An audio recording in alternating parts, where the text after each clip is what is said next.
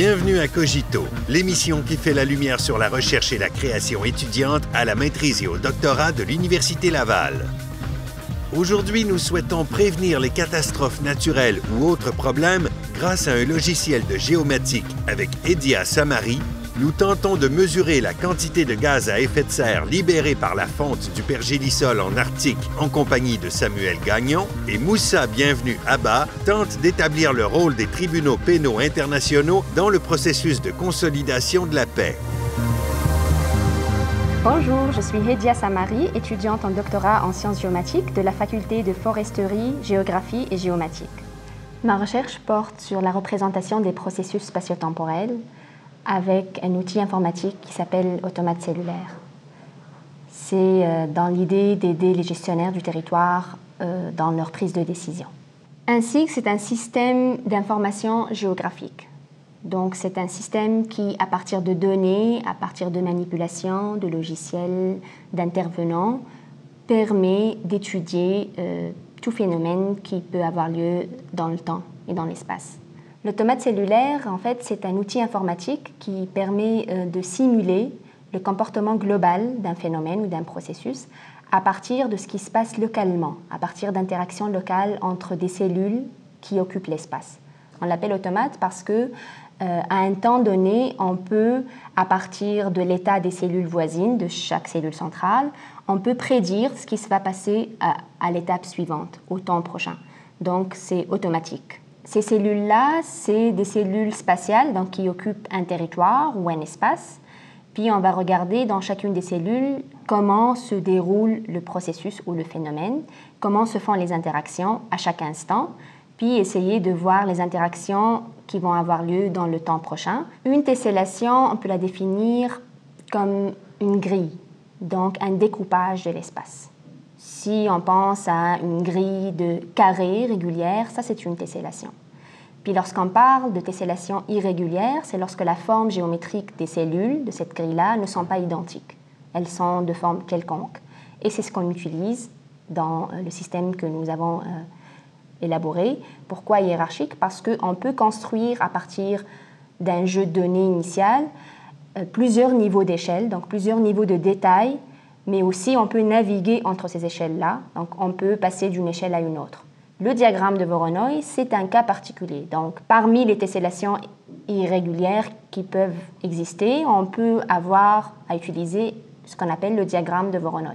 Donc, c'est une tessellation qui permet d'avoir des informations nécessaires sur la structure de données. Donc, on peut savoir pour chacune des cellules, c'est quoi ses voisines, c'est quoi les cellules mères ou filles dans les échelles suivantes et précédentes, et ainsi de suite. Donc, c'est une structure dans laquelle on peut naviguer. Concrètement, moi, je travaille sur le découpage de l'espace selon l'altitude du terrain. Donc, j'ai besoin d'avoir des données numériques sur l'altitude des terrains. Donc, j'ai collecté ces données-là au Centre Géostat de l'Université Laval. J'utilise des logiciels pour pouvoir faire le découpage de l'espace selon ces points-là, pour pouvoir construire mes échelles hiérarchiques et par la suite faire la simulation. Parce que moi, ce que je simule, c'est l'écoulement des eaux de surface suite à un événement de précipitation.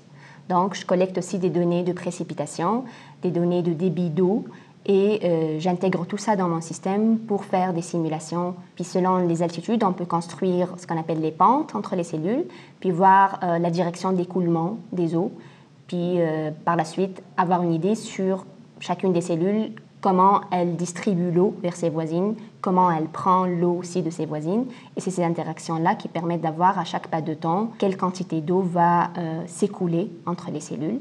Le processus d'écoulement des eaux de surface, il est plutôt simulé avec des méthodes qui utilisent des équations différentielles. Et donc, ça prend beaucoup de temps de les résoudre, ces équations-là. L'idée d'utiliser l'automate cellulaire par rapport aux méthodes traditionnelles, c'est d'avoir une simulation plus ou moins rapide qui permet d'aider les décideurs dans leur prise de décision d'une manière facile et rapide. Afin de pouvoir faire des simulations, donc on a besoin de valider un système de simulation, donc il est nécessaire d'avoir des données sur une longue période. C'est pour ça que nous avons eu recours à utiliser les données du BREF, qui est un bassin expérimental qui se trouve à la forêt Montmorency et dont les données sont stockées ici au centre Géostat. Et donc, on peut avoir l'information sur le débit d'écoulement des eaux, sur les précipitations, sur les altitudes de terrain de ce bassin-là, sur de très longues périodes, plus que 40 années. Donc ça nous a permis de faire des tests dans notre modèle de simulation et de l'ajuster afin de faire des simulations, de prédire des valeurs à venir.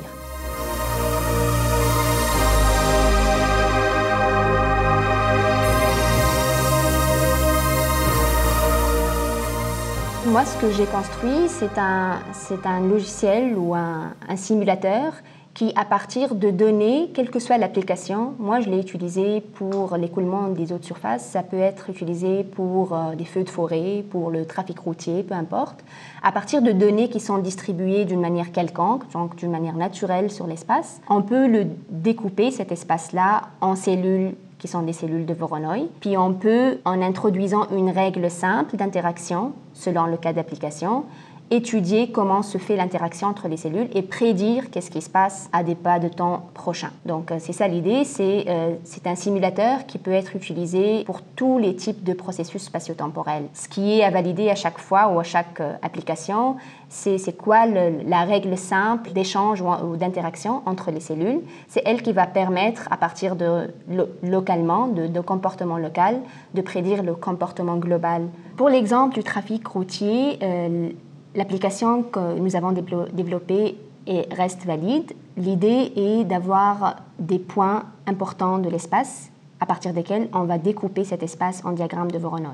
Et c'est un axe de recherche très important dans le travail que j'ai fait, de pouvoir sélectionner des points qui sont importants par rapport à l'application. Donc, par exemple, pour le trafic routier, on peut sélectionner les points d'intersection de grandes routes ou les points où il y a des feux de circulation. Et par la suite, nous pouvons avoir des cellules de Voronoi à partir de l'application qui couvrent tout l'espace et puis regarder comment se fait le déplacement, par exemple, des voitures entre ces cellules et d'essayer d'avoir une règle de déplacement selon l'horaire, par exemple, de la journée, selon ce que toutes les personnes vont aller au travail ou revenir du travail ou au milieu de la journée. Donc, les règles sont différentes. Puis, on peut simuler, c'est comme un écoulement finalement, simuler comment se fait le trafic routier d'une cellule à une autre et probablement détecter dans le cas de tempête ou d'accident où il y a accumulation de cet écoulement-là. Par exemple, pour étudier les feux, il y a plusieurs paramètres qui vont entrer dans la définition de ce qu'on appelle les règles simples. Donc, il y a des règles simples entre des cellules. Si on découpe l'espace en cellules de Voronoi, on doit définir comment se déplace le feu, par exemple, selon le vent ou selon les températures ou selon l'état environnemental. On peut prévoir dans quelle direction va se déplacer le feu. Puis, les points importants pour nous vont être des points à vulnérabilité, à grande vulnérabilité au feu, comme par exemple les écoles, les hôpitaux, les centres de personnes âgées, et ainsi de suite, qui sont un peu difficiles à évacuer. En fait, ce qui motive le plus, c'est l'étude des phénomènes naturels. Ce sont des phénomènes très complexes et puis leur simulation, c'est toujours une modélisation, ce n'est jamais vraiment une réalité. Donc moi, j'aimerais ça étudier plus ces phénomènes naturels-là avec des méthodes qu'on peut appeler novateurs, donc apporter d'autres méthodes, de nouvelles méthodes. Ce que j'espère avec ma recherche, c'est qu'elle soit utilisée par des gestionnaires, donc qu'elle soit pas nécessairement commercialisée, mais utilisée dans un vrai cas de prise de décision. Et les intervenants qui peuvent s'intéresser à ce genre de projet, c'est par exemple les gestionnaires des villes, les gestionnaires en matière de sécurité publique.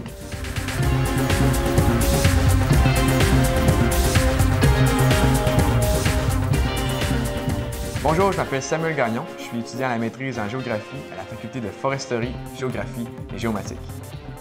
Ma recherche porte sur l'impact des changements climatiques sur le dégel du pergélisol, plus spécifiquement sur les gaz à effet de serre qui sont émis lorsque le pergélisol dégèle. Lorsqu'on regarde le réchauffement planétaire, on voit vraiment que les pôles sont les régions les plus sévèrement touchées par le réchauffement. En fait, pour ce qui est de l'Arctique, le réchauffement s'est opéré à un rythme 2 fois plus rapide que n'importe où ailleurs sur la Terre, donc très rapidement. L'affaire aussi, c'est qu'au cours du prochain siècle, on s'attend à ce que ce réchauffement-là continue à être le plus sévère. Et il y a même certains modèles qui estiment que d'ici 2100, on aura des régions qui vont augmenter de 10 degrés Celsius. La raison pourquoi les pôles se réchauffent plus rapidement, c'est en raison de la neige et de la glace qu'il y a dans ces régions-là. En fait, pour l'Arctique, on observe le danger, c'est d'avoir une rétraction positive avec la glace de mer. Si on a un réchauffement initial et qu'il y a moins de glace de mer, les océans, lesquels peuvent absorber beaucoup de radiation solaire, vont pouvoir plus se réchauffer. À ce moment-là, on va avoir plus de chaleur et donc l'année suivante, on va avoir moins de glace et donc plus d'absorption encore par les océans et ainsi de suite et ainsi de suite. Le pergélisol est défini comme étant un sol qui demeure sous 0 degré Celsius pendant au moins 2 années consécutives. Au-dessus du pergélisol, on trouve la couche active, qui est la couche qui dégèle en été et qui regèle en hiver. On retrouve de très larges quantités de carbone dans le pergélisol. Seulement dans les sols arctiques, on retrouve environ 50% de la matière organique souterraine globale, donc c'est énorme. C'est l'équivalent de 2 fois le carbone présentement contenu dans l'atmosphère, presque 2 fois le carbone contenu dans toutes les forêts de la planète. La raison pourquoi il y a autant de carbone dans les sols arctiques, c'est parce que les températures froides de ces régions-là vont inhiber la décomposition. Donc, les plantes, lorsqu'elles vont mourir, plutôt que d'être recyclées et être mis dans le système, vont s'accumuler dans le sol. Ce phénomène-là, répété sur des milliers d'années, va faire en sorte qu'on a les réserves qu'on observe aujourd'hui. Les réserves sont encore, pour la plupart, emprisonnées dans le gel et donc ne contribuent pas aux échanges avec l'atmosphère. Lorsque le pergélisol dégèle, la couche active peut s'épaissir et donc à ce moment-là, on peut avoir plus d'activité microbienne. Ce qui veut dire que la matière organique, les plantes mortes, peuvent être décomposées et le produit de ça, c'est les émissions de gaz à effet de serre comme le dioxyde de carbone et le méthane. Habituellement, pour mesurer les émissions de gaz à effet de serre qui proviennent du pergélisol, on utilise deux méthodes. Pour les méthodes directes, en fait, la méthode qui est généralement utilisée, c'est des chambres portatives. Ces chambres-là sont en fait des contenants qu'on installe sur le sol et on va mesurer à travers le temps l'augmentation de la concentration d'un gaz pour avoir un flux. Ensuite, pour les mesures indirectes, ça va être de la modélisation, l'utilisation de modèles mathématiques. Ces modèles-là vont utiliser des paramètres environnementaux ou des variables qu'on va faire interagir ensemble afin de simuler qu'est-ce qui va se passer dans le futur. J'ai décidé, avec l'aide de mes collègues au Centre d'études nordiques, de mettre au point un nouveau système automatisé pour prendre les mesures. Automatisé parce que le système est en mesure de fermer et s'ouvrir tout seul, prendre les mesures et les enregistrer automatiquement. De plus, ce nouveau système-là est beaucoup moins dispendieux que les appareils conventionnels. Ma campagne de terrain s'est déroulée à Salouet, qui est un petit village d'environ 1200 habitants et qui est situé dans le nord du Québec. En fait, c'est le 2e village le plus au nord du Québec. Plus spécifiquement, mon site de recherche était au sud de Salouet, dans une tourbière polygonale. Dû à l'action du gel et du dégel dans les froids extrêmes qui se passent dans le nord, le sol va former des polygones, littéralement, qui peuvent être des hexagones ou des polygones qui sont imparfaits. Et entre ces polygones-là, les dépressions, on va avoir ce qu'on appelle des coins de glace. Et à chaque année, ils vont s'agrandir, ce qui fait en sorte qu'on va avoir les dépressions qu'on observe dans un champ de polygones.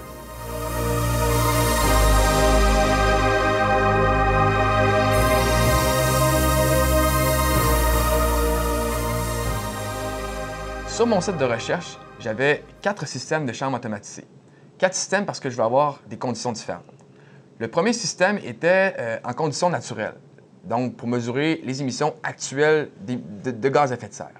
Mon second site était sur un site où est-ce qu'il n'y avait pas de végétation. Mon troisième site, lui, était dans une des dépressions entre 2 polygones, donc sur un sol qui est complètement saturé en eau. Et finalement, mon quatrième site, lui, était dans une serre qui réchauffait le sol et donc pour simuler les changements climatiques qu'on s'attend à voir au cours des prochaines décennies. Ici, au centre, j'avais toute mon électronique avec mon panneau solaire qui fournissait l'énergie. Et j'avais mes 4 sites, donc ils sont un peu loin. 1, 2, 3, 4. Et en plus, j'avais, comme ici, on voit les serres, et aussi d'autres sites sur d'autres polygones. Avoir des chambres pour tous ces sites-là, ça aurait été trop dispendieux et très complexe. Donc, plutôt que d'utiliser ces mesures-là de gaz à effet de serre, j'utilisais des mesures parallèles, la température du sol et l'humidité du sol. Donc, en comparant ces facteurs-là avec ceux de mes chambres à moi, je pouvais déterminer si ce que j'ai mesuré était représentatif de la tourbière au complet. Mon instrumentation sur le terrain marchait à l'électricité. En fait, on avait un système qui utilisait un panneau solaire qui rechargeait des batteries puis qui fournissait l'énergie nécessaire pour faire fonctionner mon système sur le terrain. La manière que ça fonctionnait pour prendre des mesures avec mon nouveau système, c'était que mes chambres, lorsqu'elles partaient pour prendre des mesures, se fermaient automatiquement pendant 30 minutes. Donc, les chambres se fermaient sur le collet et mesuraient les émanations de gaz à effet de serre qui proviennent du sol à l'intérieur du collet. Puis autour, on a un scellant qui va faire en sorte que la chambre va être hermétique. Toutes les données enregistrées vont être envoyées à un microcontrôleur qui va enregistrer les données. Puis moi, à partir de ça, je vais pouvoir les télécharger et analyser les résultats. Concrètement, lorsque j'étais sur le terrain, je devais aller prendre des mesures à tous les jours. En fait, ma période de mesure était du 1er juillet au 26 août. Et durant cette période, j'allais 3 fois par jour sur le terrain prendre des mesures. Donc 7h30, 13h30 et 19h30. Je prenais des mesures en parallèle avec l'appareil commercial que j'avais afin de pouvoir comparer les deux systèmes et évaluer la performance de mon système que j'ai mis au point. Une des difficultés principales dans le Nord, probablement, c'est la logistique qui est très complexe. Effectivement, avant de partir dans le Nord, il faut se préparer des semaines d'avance. Tout doit être envoyé par avion et si on veut que ça arrive à temps, il faut donc se prendre d'avance. Cependant, les conditions climatiques là-bas ne sont pas toujours clémentes, donc ça peut occasionner beaucoup de retard. Une autre difficulté, c'est par rapport à l'équipement et le matériel. Si on oublie quelque chose ou on a des bris, malheureusement, c'est très rare qu'on va pouvoir trouver ce qu'on cherche dans les petits villages qui sont moins de 1000 personnes habituellement.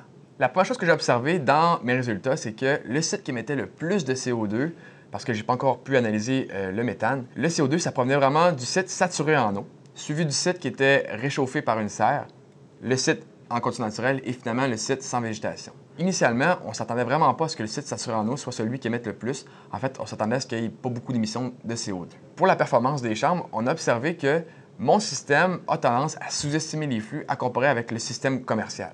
Donc, il va y avoir du travail à faire pour savoir si c'est dû au design ou encore on pourrait trouver un facteur de correction pour voir si les deux ils donnent les mêmes résultats. Mon système, cependant, les flux sont beaucoup plus stables, c'est-à-dire que j'ai rejeté beaucoup moins de données qu'avec le système commercial.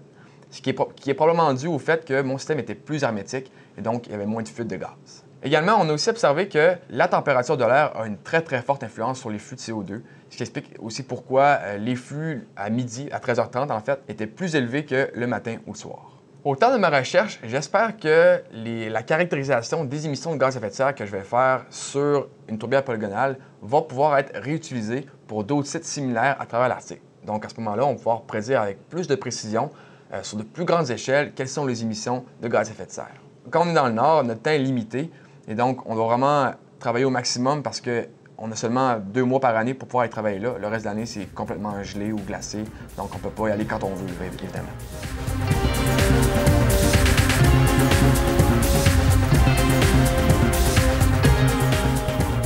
Je m'appelle Moussa Bienvenu Haba. Je suis étudiant au doctorat à la faculté de droit.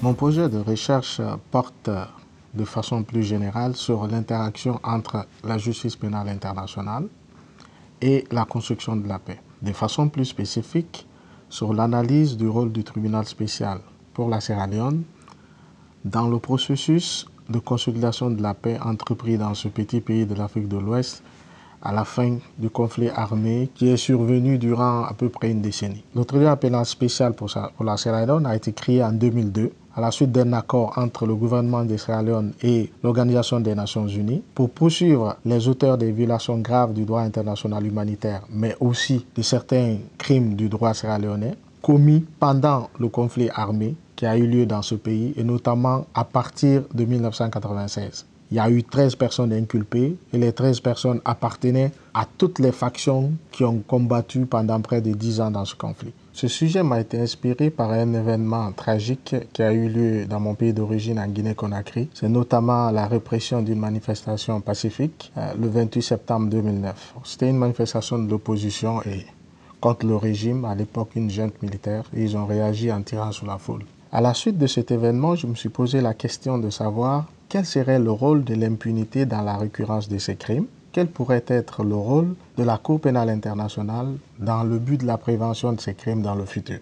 Et au fil de mes recherches, j'ai donc affiné mon approche pour m'intéresser au cas de la Sierra Leone. Ce pays a non seulement connu un conflit armé, mais également expérimenté un tribunal pénal international dont l'un des objectifs majeurs était de contribuer à l'établissement d'une paix durable. L'utilitarisme consiste à justifier les poursuites pénales internationales par le fait qu'ils sont utiles à la paix.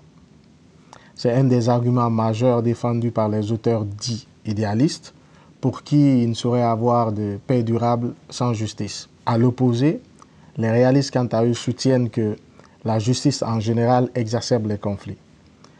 Toutes ces deux écoles de pensée ne sont pas sans faille. C'est pour cela que, de façon plus objective, nous nous situons à la suite du professeur Akavan dans une logique plus de réalisme, de réconciliation entre le romantisme juridique incarné par les idéalistes, mais aussi le réalisme politique.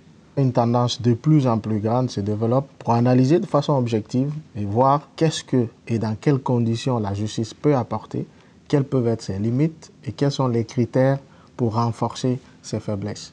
Notre question générale de recherche sera de savoir dans quelle mesure le tribunal spécial pour la Sierra Leone a-t-il contribué à renforcer l'état de droit au niveau local en tant qu'instrument de la consolidation de la paix. Est-ce que le tribunal spécial a influé sur l'instauration d'une culture de respect des droits de l'homme au niveau local? Et deuxièmement, ce serait de savoir dans quelle mesure le tribunal spécial a contribué au renforcement des capacités judiciaires locales. Très souvent, l'analyse de l'action des tribunaux pénaux internationaux s'est souvent focalisée sur la répression des auteurs des crimes du passé, sans tenir compte de l'impact sur la reconstruction judiciaire pour les crimes actuels, du présent et du futur.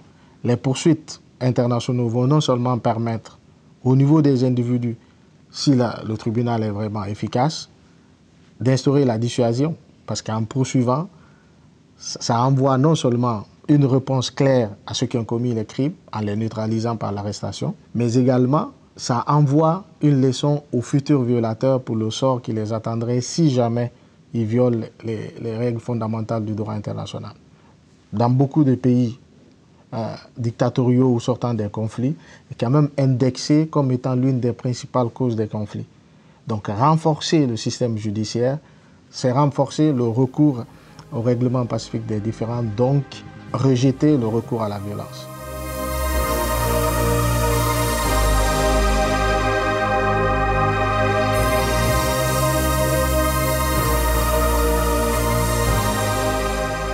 Après le rétablissement et le maintien, on passe à la consolidation. La consolidation, en fait, a pour but de porter une attention aux causes du conflit en vue d'y remédier pour empêcher la récurrence des hostilités ou la reprise des hostilités. L'évaluation de l'impact de l'action des tribunaux pénaux internationaux est aujourd'hui l'une des questions les plus débattues. Et donc nous admettons d'emblée qu'il est très difficile de faire parfois un lien de cause à effet, parce que la paix est notamment multifactorielle. Un tribunal pénal international va être efficace lorsqu'il peut obtenir des États l'arrestation et le transfert notamment des inculpés. Si la politique de poursuite du tribunal, du procureur en l'espèce, paraît indépendante de toute influence politique, mais aussi impartiale, donc ne cautionne pas une justice de vainqueur, cela renforce la diffusion des valeurs de droits fondamentaux par le tribunal, mais également l'effet dissuasif. Ces deux critères-là, on peut les évaluer à l'aune notamment du ratio de perpétration de certains crimes graves, notamment les tortures, les exécutions extrajudiciaires, les emprisonnements politiques, etc. Le procès pénal aussi, c'est un théâtre qui transmet des leçons, qui transmet certaines valeurs fondamentales de la société. Lorsqu'il y a une bonne cellule de communication qui permet l'accessibilité du travail du tribunal aux citoyens qui sont en premier concernés par ce procès, cela permet de renforcer ces valeurs-là. Le tribunal a réussi à arrêter ou à neutraliser tous les inculpés qui étaient des hauts dirigeants des différentes factions impliquées dans le conflit, ce qui a d'ailleurs contribué largement à mettre fin au conflit. Sa cellule de sensibilisation et de communication est jugée presque par tous les analystes comme étant l'une des meilleures cellules au niveau des tribunaux pénaux internationaux. Parce que dès le départ, il a fait ce lien-là entre les populations concernées et les crimes qui sont commis et comment le tribunal allait travailler. Et nos résultats provisoires nous prouvent que malgré un plus grand investissement du tribunal dans la formation, non seulement des acteurs judiciaires locaux, de la police, des tribunaux et des auxiliaires de justice, mais également des acteurs de la société civile pour renforcer la culture des responsabilités, il y a eu peu de répercussions de ces valeurs-là au niveau local. Vu de l'extérieur, l'Afrique paraît comme étant un continent en proie à des conflits interminables. C'est vrai qu'il y a certains pays qui sont aux prises avec des conflits et d'autres, des conflits depuis des années et d'autres qui en sortent. Mais il est important de comprendre qu'il y a 52 États en Afrique. Donc peut-être une dizaine connaissent actuellement des situations de conflits armés ou des situations de crise, notamment liées à des élections. Mais toutefois, tu as quand même une quarantaine de pays où en général, le problème de conflit ne se pose pas. Quand bien même, il y a d'autres problèmes liés notamment à la pauvreté, etc. Donc, c'est très important de relativiser. J'espère que mon projet de recherche serve aux futurs tribunaux hybrides en particulier Et de façon plus spécifique, je pense que l'analyse des réussites, mais aussi des limites du tribunal spécial pour la Sierra Leone serait très bénéfique pour notamment le voisin libérien dans l'optique de la mise sur pied de son projet de tribunal extraordinaire tel que recommandé par la Commission Vérité et Réconciliation. La proximité de ces pays et les liens inextricables entre les conflits qu'ont connus les deux pays, Libéria et Sierra Leone, rendent très pertinente l'expérience du tribunal spécial pour la Sierra Leone. J'ai l'intime conviction que l'avenir de la justice pénale internationale se trouve au niveau des États, parce que les tribunaux internationaux n'ont ni la capacité, ni les moyens matériels de poursuivre les auteurs de crimes partout. La première obligation s'impose aux États.